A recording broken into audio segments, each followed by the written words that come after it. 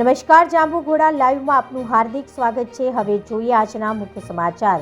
જાંબુઘોડા તાલુકાના કંજીપાણી ગામના આર્મી જવાન કરણસિંહ રાઠવા જમ્મુ કાશ્મીર ખાતે નોકરી દરમિયાન ટૂંકી માંદગીમાં સંપડાયા બાદ આકસ્મિક મૃત્યુ પામતા પરિવારે ઘરનો મોભી ગુમાવતા પરિવાર શોકમાં।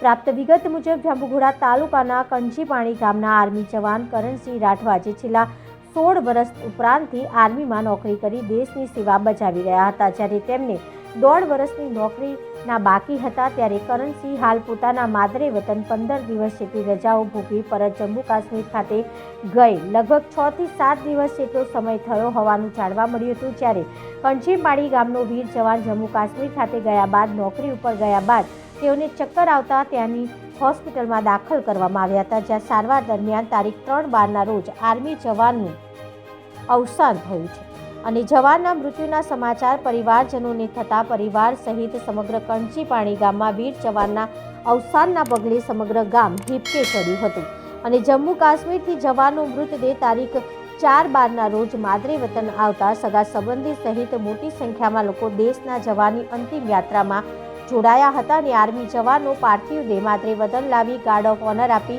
તિરંગામાં લપેટી સલામી આપી પાર્થિવ દેહને અગ્નિદાહ આપતા સૌ કોઈની આંખો ભીંજાઈ હતી। જ્યારે જાણવા મળ્યા મુજબ આર્મી જવાનના પિતા અદરસિંહભાઈ રાઠવાએ પણ આર્મીમાં ફરજ બજાવી દેશની સેવા કરી હતી, જ્યારે પુત્ર કરણસિંહને પણ દેશની સેવા કરવા માટે આર્મી જોઈન કરી દેશની સેવા કરી હતી। જ્યારે કરણસિંહનો પુત્ર ભવનસિંહ રાઠવા પણ અગ્નિવીરની ટ્રેનિંગ પૂર્ણ કરી છેલ્લા 1 વર્ષથી તે પણ દેશની સેવા કરી રહ્યા હોવાનું જાણવા મળ્યું હતું।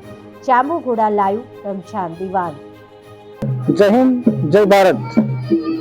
આજ રોજ આર્મીના જવાન એવા કરણભાઈ અંદરસિંહભાઈ ગામ કંજીપાણી, જેઓ 17 વર્ષ નોકરી ઓન ડ્યુટી હતા અને જમ્મુ કાશ્મીરમાં નવા પોસ્ટિંગમાં જતા હતા, ત્યારે અચાનક એમને આકસ્મિક બીમારી એ થઈ અને એમને હોસ્પિટલમાં એડમિટ કરવામાં આવ્યા।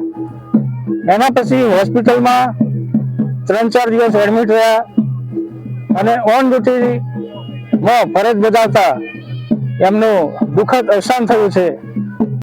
આજ રોજ કંજીપાણી મુકામે રાઠવા કરણસિંહભાઈ અંદરસિંહભાઈ દેશને માટે શહીદી વહોરી છે, તે બહુ દુઃખદ ઘટના બની છે અને સૌને માટે ઇન્ડિયન આર્મી માટે બહુ આનંદની વાત છે કે અમારા આવા એકદમ દૂર પહાડી વિસ્તારોમાંથી આવેલા જવાનો આટલી નિષ્ઠાપૂર્વક સેવા બજાવીને શહીદી વહોરીને માદરે વતન એમના ડેડ બોડીને લઈને આવ્યા છે, તો એમનું અમે આદરપૂર્વક અને ઇન્ડિયન આર્મીના રૂલ્સ મુજબ એમનું ક્રિયાપાની અને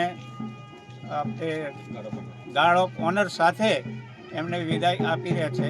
જય હિન્દ। એમાં સાહેબ એવો બનાવ બનેલો કે અહીં ઘરે રજા ઉપર આવ્યો હતો અને રજા ભોગવી અને ત્યાં બદલી થઈ એની જમ્મુ કાશ્મીર રજૂરીમાં।